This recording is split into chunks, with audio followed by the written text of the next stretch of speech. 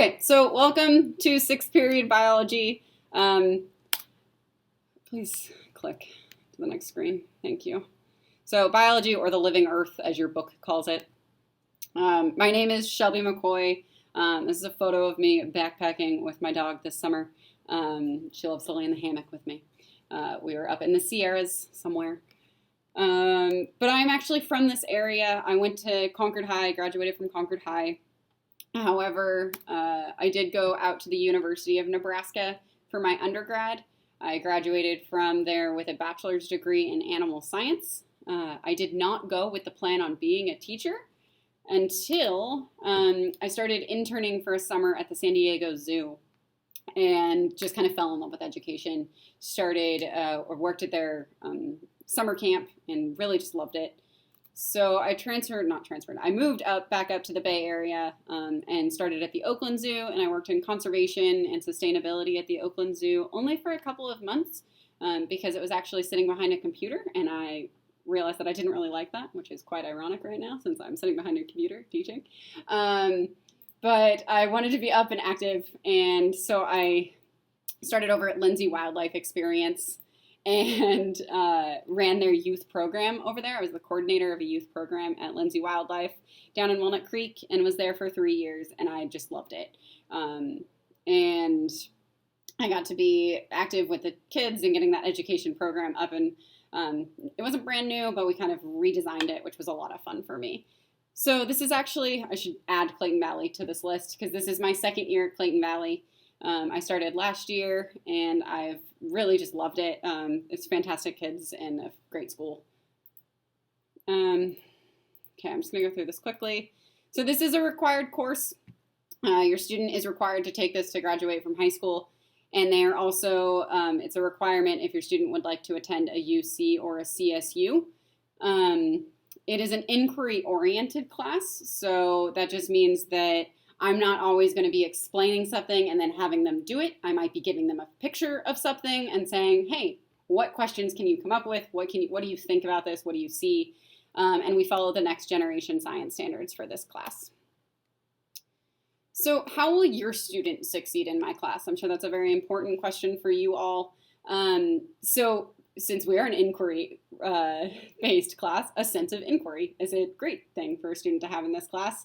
If you see a photo, don't just sit there and stare at it. Like, try to think about it. Try to ask questions. Persistence. And then also knowing when to seek assistance if necessary. So those two things really go together. You need to stick with something. If it's confusing at first, stick with it and then ask me questions, because biology is a subject that builds upon itself. Especially next semester when we get into genetics, the stuff that we start with at the beginning of the semester, it's not going away. You need to know what DNA is in order to do genetics. If you don't understand DNA, you can't do genetics. So you need to know all of that kind of stuff.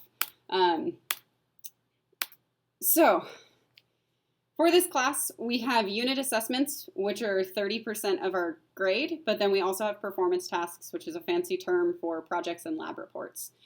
This is a really important thing for me to point out because I was a terrible test taker. I would go into an exam and I would freeze and not do well. However, I loved labs and I did really well on labs. So if your student isn't super confident with tests, have them be sure that they go 100% with those lab reports. I don't know what I'm trying to say. Go all in with the lab reports. Be involved, especially when we get back on campus. Be involved during the labs. Then we also have quizzes and then just homework classwork, which I will talk about the homework classwork right now, I guess. So homework, I say it as classwork to homework. And the reason I say it like that is because I don't give a ton of homework. I give classwork that becomes homework if they don't finish it in class. I will oftentimes give the students, 20 minutes to work on something. Sixth period today, we didn't get to the graph that I was going to give them as kind of homework classwork. So I just basically said, look at it, see what you can do with it, but we'll go over it on Monday and it'll become classwork on Monday. I don't like when students get classwork, they take it home and they sit there and they're like, I have no idea what I'm doing, and just get stuck. I will occasionally give students, vocab to go over as class homework or just kind of readings and stuff like that. Especially since we only have 80 minutes twice a week with these students live. So I have to try to fit my curriculum in that amount of time. We also have a failure-free policy in our department. So late work is accepted for 85% of the points for the first week. For 70%, oh, I'm so glad, for 70% of the credit within the first 2 weeks, and then no late work is actually accepted after 2 weeks.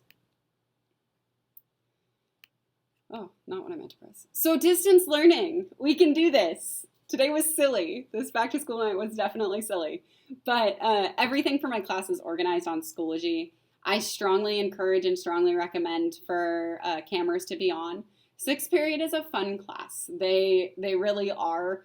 They don't all have their cameras on, but they're all very engaged and very involved. I really do appreciate the ones who do have their cameras on. But I get that Wi-Fi can be hard. It causes a lag when you have your camera on if you don't have the best Wi-Fi or different things like that. I was having issues a couple weeks ago, but you should have your cameras accessible. So this is an example of what my Schoology page looks like. When students get into the Schoology page, there's always an update at the top. Oftentimes it's this because this is just our schedule for the majority of the weeks. But then they have their link to the meeting. And then we have this classroom that I showed you at the beginning of this session. And then they also have a digital notebook, which I've actually been loving. It helps them keep their notes organized and kind of gives them an outline of what they need to be doing, because learning how to take notes well, not just writing down every single word that you see, is a very important tool. So I'm trying to get them in that mindset. And then we also have it organized by unit. So the red one right here is the Unit 1 folder. Underneath that, you would have each week, and then underneath that, you'd have each day. So this green folder is the one for today and tomorrow. I pull out that green folder to put it at the top so students are able to find it. If it's Monday and let's say your student is absent on a Friday, this folder can be found within whatever. Oh, can other people still hear me? Someone's audio cut out. Okay, I guess I shouldn't ask if you can hear me by asking if you can hear me. That's good though. Okay, I'm not sure. Maybe leave and try to come back? Huh. I guess I shouldn't say this out loud. Let me write them back really quick. Okay, I'll write to them in a minute because I only have one more thing to go over. So, accessing class. So I'm available via office hours Tuesday and Thursday until 3:30. I also have the Remind app. If students, actually I pretty much required students to get this Remind. It's online and maybe, okay. It allows me to just send reminders and updates to students, hopefully keeping them a little bit more organized. It also allows for quick questions. It's basically like a text message, but it's safe and through the school. As I said, I'm very accessible, and if students ever have a question, they can text me, and then I try to get back to them. It doesn't bother me if it's, after 4 o'clock and a student, I love using Sage as an example. Sage sends me an email and he doesn't know how to do this. He can ask me via Remind and then I just get him that answer really quickly, rather than waiting until the next day. And it just helps a little bit more. Okay, that's it. I don't have anything else.